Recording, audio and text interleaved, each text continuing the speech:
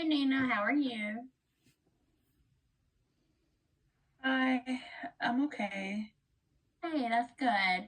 How are So we you? already had one session. So again, my name is Leah, and this is part of your intensive outpatient services. Um, so why are you seem a little down today? What's going on?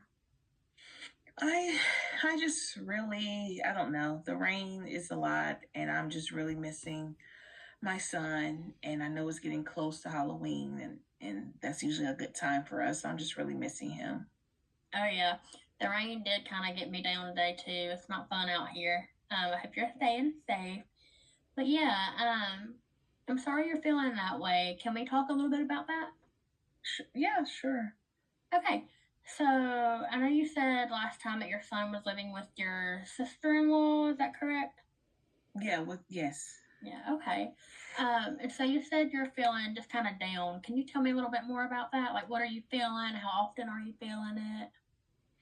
I just it seems like it kind of comes on suddenly. Sometimes I'm having a good day, and then sometimes I just think about my son and what I might be missing out on, and that I may not even be in the situation, if it wasn't for the stalker that I had. And it's just making me think about just everything, and I just keep going back to missing my son and me not being there. So would you say the root of what we would call your depression is because your son's out of the home, or do you think this is something you've been dealing with for a very long time? I would say maybe it's something I've been dealing with for a while, but I think maybe it's more now because of my son. Yeah, that's understandable. Thank you for sharing that with me. I do kind of want to backtrack a little bit. I heard you say something about psychosis. Can you tell me a little bit about that as well? Well, there was a while ago I was having some issues, and I had this stalker that was causing a lot of trouble in my life, but no one else could seem to see what I was seeing. And so that kind of led me to needing to get some help that I wasn't really ready to get, but I'm okay now. And I got the help, and then now I'm just kind of I'm out of that situation, but now I'm just still kind of getting more help. Yeah. Well, I'm glad you got the help that you needed. So I know you said psychosis. So were these diagnosable hallucinations, or was there actually a stalker? I saw him. Mhm. I saw him. Okay. Um, I just I got in trouble at work because no one else was seeing what I was seeing, but it was so real. So I mean, it had to be real. Yeah, I understand that. Um, yeah, unfortunately, I'm sorry that you had to go through that.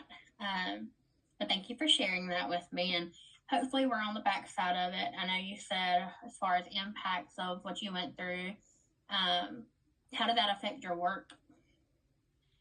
I started getting in trouble at work because I was just really trying to get away and hide from that person, and so it wasn't really fun getting in trouble at work. And then that's what led me to having to go and get help. Mhm.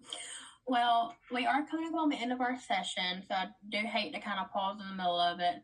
But I am glad that you are reporting to feel a little bit better and that you got the help that you needed. And so we're going to use these sessions in the future just to add on to that extra help, ultimately, so we can help you get your son back in your house. How does that sound? And that's I would love that. That sounds really good.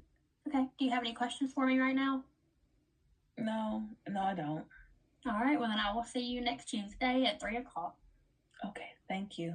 You're welcome. Bye bye.